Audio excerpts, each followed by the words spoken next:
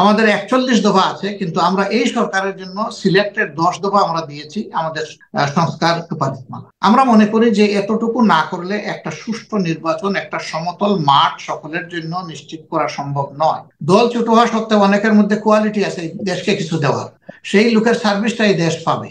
এইভাবে একটা uniform parliament গঠন হবে এবং সেই পার্লামেন্ট হবে একটা কোয়ালিটি পার্লামেন্ট। এখন বর্তমানে বাংলার বিশ্বের উন্নত দেশ সব 62টা দেশে কিন্তু পিয়ার সিস্টেম চালু আছে, ইউরোপের অনেকগুলা দেশে আছে। তো সেই সিস্টেমের সুফল তারা পেয়েছে বলেই সেটা ধরে রাখে, আর আমরা বর্তমান সিস্টেমের কুফল দেখতে পাচ্ছি বলেই আমরা এর পরিবর্তন চাচ্ছি। বর্তমান সরকারের সাথে আপনাদের বোঝাপড়া কেমন? বর্তমান সরকার কেমন চালাচ্ছে দেশ? এই নিয়ে তো বেশ আমরা অসন্তুষ্টির কথা মাঝে মধ্যে শুনি। আবার সরকার যারা পরিচালনা করছে তাদের বিষয়ে, তাদের ভূমিকা নিয়েও অনেক অনেক কথাবার্তা হচ্ছে। ছোট্ট করে যদি বর্তমান সরকারের এই পর্যন্ত আজকে এসে প্রায় 5 মাসের কাছাকাছি এসে যে অর্জন বা ব্যর্থতা নিয়ে আপনার ছোট। না, আজকে কেবল 4 মাস কমপ্লিট হলো। 4 মাস? জি জি, 5 মাস। 8 তারিখ এসেছিলেন আর আজকে ডিসেম্বরে। রাইট রাইট, 4 মাস। এই 4 মাস তারা রেস কমপ্লিট করেছেন ইতিমধ্যে। এই সরকারটা কোনো দলীয় সরকার না, তারা রাজনীতির সাথে সম্পৃক্ত না সরাসরি। কারো রাজনৈতিক সমর্থন থাকতেই পারে, এটা কোনো অপরাধের ব্যাপার, কিন্তু তাদের নির্দিষ্ট রাজনৈতিক কোনো পরিচয় নেই, তারা কোনো দলের পোর্টফোলিও ক্যারি করেন।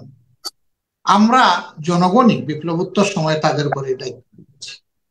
সুতরাং এই সরকারটা হচ্ছে আপামর জনসাধারণের সরকার, এটা কোনো দলীয় সরকার। এই সরকারের কাছে আমাদের প্রত্যাশা অনেক, যে 15.5 বছরে সমাজে আওয়ামী লীগের সরকার যে সমস্ত জঞ্জাল তৈরি করেছে, সবগুলা সাংবিধানিক প্রতিষ্ঠানকে একদম ধ্বংস করে গেছে। বিচার বিভাগ বলেন, নির্বাচন কমিশন বলেন, তারপরে দুদক বলেন, অথবা হিউম্যান রাইটস কমিশন বলেন, যা আছে সবগুলাকে একদম শেষ করে গেছে। পুলিশ বিভাগকে দলীয় বিভাগে পরিণত, সিভিল যারা প্রশাসনে আছেন তাদের অবস্থাও সবই আমাদের জানা। এই জায়গাগুলা পরিষ্কার পরিচ্ছন্ন কিছুটা করা লাগে। এই জন্য সকল দলই সংস্কারের প্রস্তাব দিয়েছে সরকারের কাছে। এমনকি সরকার যে সমস্ত সংস্কার বিষয়ক কমিটি গঠন করেছে সেখানে সকল দল তাদের সুপারিশ মালা পেশ করেছে। এর থেকে প্রমাণিত হয় যে সব দলই কিছু সংস্কার চায়। যেমন কোন কোন দল তারা দিয়েছেন 31 দফা, কেউ দিয়েছে 58 দফা, আমরা দিয়েছি মাত্র 10 দফা। আমাদের 41 দফা আছে, কিন্তু আমরা এই সরকারের জন্য সিলেক্টেড 10 দফা আমরা দিয়েছি আমাদের সংস্কার সুপারিশমালা। আমরা মনে করি যে এতটুকু না করলে একটা সুষ্ঠু নির্বাচন, একটা সমতল মাঠ সকলের জন্য নিশ্চিত করা সম্ভব নয়। তাহলে সেখানে আবার পেশি শক্তি এবং অর্থ শক্তির খেলা হবে, সেখানে অসুস্থ প্রতিযোগিতা হবে। তো এত রক্ত গেল বৈষম্যহীন একটা সমাজ পাওয়ার আকাঙ্ক্ষা নিয়ে, একটা জাস্ট সোসাইটি বা একটা ন্যায় বিচারপূর্ণ সমাজ পাওয়ার আকাঙ্ক্ষা নিয়ে, একটা মানবিক সমাজ গড়ে তোলার আকাঙ্ক্ষা নিয়ে, সেখানে যদি আবার সেই একই জিনিসের পুনরাবৃত্তি হয়, তাহলে শহীদদের প্রতি আমরা সম্মান দেখালামটা কোথায়? এটা তো একটা ভাইটাল কোয়েশ্চেন। দেশবাসী চায় যে মিনিমাম কিছু সংস্কার হতেই হবে। আমাদের বক্তব্য হচ্ছে এই মিনিমাম সংস্কার শেষ হওয়ার সাথে সাথেই রোডম্যাপ ঘোষণা করা হবে এবং সেই রোডম্যাপের ভিত্তিতে একটা সুষ্ঠু নির্বাচন আয়োজন করা প্রয়োজন, যাতে বর্তমান সরকার সুষ্ঠু নির্বাচন আয়োজন করে নির্বাচিত সরকারের হাতে ক্ষমতাটা দিয়ে তারা স্ব অবস্থানে সম্মানের সাথে ফিরে যেতে পারেন। তাদেরকে যেন আবার সেফ এক্সিটের এই প্রশ্নটা না ওঠে, যেমন উঠেছিল আপনার 2007 এবং 2008 সালে, সেরকম কোনো পরিস্থিতি যাতে না হয়। জি, কিন্তু সেরকম পরিস্থিতিতে না হওয়ার যে আকাঙ্ক্ষা করছেন, সেখান পর্যন্ত যেতে হলে তো কিছু করণীয় তাদের আছে, যেটা আপনি বললেন যে সংস্কার, কিছু বেসিক সংস্কার করতে হবে। সেটা করতে গেলে যে সময় প্রয়োজন, সেই সময়টাকে আপনারা দিতে চান কিনা? কারণ আপনারা সবাই নির্বাচন, আমরা দিতে চাই। আমরা বলতে গিয়ে বলেছি যে তাদেরকে যৌক্তিক সময়টুকু আমরা দিতে চাই। যৌক্তিকটা কতটুকু? কারণ সংস্কারের যেমন শেষ নাই, আর যৌক্তিকতারও কোনো আমি দেখতে পাচ্ছি না যে যৌক্তিকতা কোনো ফ্রেম নাই, নির্দিষ্ট কোনো ফ্রেম নাই। এই তো রাইট, উপদেষ্টাদের পক্ষ থেকে বিভিন্ন জন বিভিন্ন কথা বলছেন, তবে 2-1 জন ছাড়া বাকিরা কাছাকাছি কথা বলছে। আমাদের কাছে এটাকে অনেকটা রিয়েলিস্টিক মনে হচ্ছে। তারা যদি এটা সামনে রেখে আগান তাহলে এটা যৌক্তিক সময় হিসেবে বিবেচনায় নেওয়া যাবে। কিন্তু যদি কেউ আমরা আবার বেশি চাপ দিয়ে তাদেরকে একটু তাড়ার মধ্যে ফেলে দেই, তাইলে ওই কাঙ্ক্ষিত সংস্কারটা করা সম্ভব হবে না। আবার সংস্কারের জন্য যদি ইচ্ছাকৃতভাবে তারা অনেক বেশি সময় নিয়ে ফেলতে চান, সেটাও দেশের জন্য কল্যাণকর হবে না। এই জন্য আমরা মনে করি যে এটা খুব বেশি সময় নেওয়া প্রয়োজন হবে না। তারা রিফর্মের যে হারটা আপনারা তো দিয়েছে। 2 বছরের কথা বলেছে, কেউ কেউ বলেছে 2 বছর, আবার কেউ কেউ বলে যে 2 বছর পরেও বিবেচনা করা হবে আসলে কি প্রয়োজনীয় সংস্কারগুলো করা হয়েছে কিনা, তখনকার উপরে বিবেচনা করা হবে নির্বাচন দেয়া কি যাবে কি না যাবে না। আপনি এই সময়টার ব্যাপারে আপনার মোরলেস কি ধরনের আইডিয়া আপনি দিতে চান? আমরা দলীয়ভাবে যেহেতু এটা এখনো ঘোষণা করি নাই, পার্সোনালি আমার বলাটা এটা ঠিক হবে না, তবে আমি ইঙ্গিত দিয়েছি যে যারা এই ধরনের কথা বলছেন আমাদের চিন্তাধারা তার কাছাকাছি। তার কাছাকাছি, আচ্ছা, ফ্যান্টাস্টিক। তার মানে 2 বছরের কাছাকাছি আপনার সময় দিতে চান। হ্যাঁ।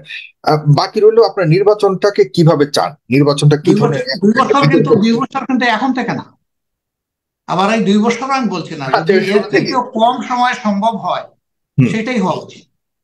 2 বছর থেকে কম হলেই ভালো, সেটা বলবে। আচ্ছা, এখন নির্বাচনের কি ধরনের নির্বাচন আপনারা চাচ্ছেন, কি পদ্ধতিতে যদি বলি নির্বাচনের? কারণ একটা ইতিমধ্যে একটা বিতর্ক উঠেছে যে আসলে সংখ্যানুপাতিক হারে নির্বাচন নাকি সেই আমাদের চিরচেনা পদ্ধতিতে নির্বাচনটা হবে। আপনাদের চিরচেনা পদ্ধতিতে আমরা নির্বাচনটা দুটো কারণে চাচ্ছি না। একটা কারণ হলো যে এই পদ্ধতিতে আসলে জনগণের ভোটের সঠিক মূল্যায়ন হয় না। একজন পেয়েছে 41,000 ভোট আর একজন পেয়েছে 39,000, অথবা 500 ভোট কম পাইছে কিংবা 3 ভোট কম পাইছে। যিনি 3 ভোট বেশি পেয়েছেন তিনি নির্বাচিত ঘোষিত হচ্ছেন, কিন্তু 3 ভোট কম যে হাজার হাজার ভোট, তার কিন্তু আর ভোটের কোনো মূল্যায়ন থাকছে না। This is number one. Number two হলো যে বর্তমান পদ্ধতিতে নির্বাচন হওয়ার কারণে আপনারা বেদনাদায়ক ভাবে মাঝে মাঝে দেখি যে কোনো কোনো সংসদ সদস্যকে তার ছেলে অথবা মেয়ে একটা স্ক্রিপ্ট লিখে দিয়েছে যে আম্মা অথবা আব্বা আজকে এটা গিয়ে তুমি পড়বা সংসদে, তিনি এসে বাংলাটাও পড়তে পারেননি। অথচ একজন সংসদ সদস্যের পজিশন হচ্ছে তিনি হচ্ছেন ল মেকার, আইন প্রণেতা। যিনি বাংলাতে 2টা লাইন পড়তে পারছেন না তিনি রাষ্ট্রকে আইন উপহার দিবেন। তার মানে হচ্ছে যে এখানে কোয়ালিটি কম্প্রোমাইজ করা হয়েছে, এখানে বিভিন্ন কারণে হয়তো উনি এসে গেছেন, এটা আত্মীয়তার সূত্রে, সেটা তো গোষ্ঠীর সেটা তো সূত্রে, আপনার টাকার ফলে। প্রপার ভোট দেওয়ার বিষয়টাকে যদি আপনি নিশ্চিত করতে পারেন, জনগণকে যদি আপনি সচেতন করতে পারেন, এখানে কোনো করতে পারেন কোয়ালিটি যে ভালো পার্লামেন্ট মানুষকে গঠন ভোট দাও, হচ্ছে যোগ্য না মানুষকে বর্তমান ভোট দাও। সিস্টেমে। জি। বর্তমান সিস্টেমে কোয়ালিটি পার্লামেন্ট আসছে না। যদি পিআর সিস্টেমে যাওয়া যায় তাহলে সবগুলা দল তাদের একটা তালিকা জাতির সামনে পেশ করবে যে আমার যদি একজন নির্বাচিত হয় তাহলে একজন এই ব্যক্তি, 1 নম্বর ব্যক্তি, 10 জন হইলে 1 থেকে এই 10 থাকবেন। তখন জাতি বিবেচনা করতে পারবে যে এরা কারা, যাদের হাতে আমি আমার দেশ তুলে দিব। এখন তো একটা কনস্টিটিউশন মানুষ শুধু তার ক্যান্ডিডেট জানে, অথবা খুব বেশি জানলে আর তার আশপাশের 2-1টা জানে, সারা দেশ তো আর সে জানে না। কিন্তু সেই সিস্টেমে কিন্তু সারা দেশ জানার সুযোগ হয়ে যাবে যে কোন পার্টি কিভাবে করতেছে। এমনও হতে পারে যে একটা পার্টির 1% পপুলারিটি আছে, সাপোর্ট আছে। আমাদের সংসদে আসন আছে 300টা, যদি 1% পায় তারা 3টা আসন পাবে। 3জন কোয়ালিটি লোক সেখানে গিয়ে ঢুকবে। দল ছোট হওয়া সত্ত্বেও অনেকের মধ্যে কোয়ালিটি আছে দেশকে কিছু দেওয়ার, সেই লোকের সার্ভিসটাই দেশ পাবে। এইভাবে একটা ইউনিফর্ম পার্লামেন্ট গঠন হবে এবং সেই পার্লামেন্ট হবে একটা কোয়ালিটি পার্লামেন্ট। এখন বর্তমানে বাংলার বিশ্বের উন্নত দেশ সব 62টা দেশে কিন্তু পিআর সিস্টেম চালু আছে, ইউরোপের অনেকগুলা দেশে আছে। তো সেই সিস্টেমের সুফল তারা পেয়েছে বলেই সেটা ধরে রেখেছে, আর আমরা বর্তমান সিস্টেমের কুফল দেখতে পাচ্ছি বলেই আমরা এর পরিবর্তন চাচ্ছি। হ্যাঁ, কিন্তু এই সিদ্ধান্তের মধ্যে আপনাদের মানে এই পদ্ধতির বিষয়ে, পদ্ধতির প্রশ্নে 2টি বড় দল, বিশেষ করে আওয়ামী বিহীন বর্তমান বাংলাদেশে আপনারাই 2টি বড় দল বর্তমানে রয়েছেন, বিএনপি এবং আপনারা মুখোমুখি অবস্থানে রয়েছেন। তাহলে এই সিদ্ধান্ত যদি সমাধানে না আসেন তাহলে তো নির্বাচন খুব সহজে আপনাদের কারণে দেওয়া সম্ভব হবে না। না, আমরা আশা করি যে এ নিয়ে ন্যাশনাল ডায়ালগ হবে এবং ডায়ালগের মধ্য দিয়ে একটা বেটার কনসেনসাস ডেভেলপ করবে। আমরা সেটার অপেক্ষায় আছি। আমরা মুখামুখি নই, আমরা পাশাপাশি আছি। আচ্ছা, আচ্ছা। মুখামুখি লেগে যাবো। আচ্ছা, চমৎকার, ঠিক আছে। আপনার সাথে আপনার কাছে জানি যে আপনি একদম চমৎকার উত্তর দিবেন।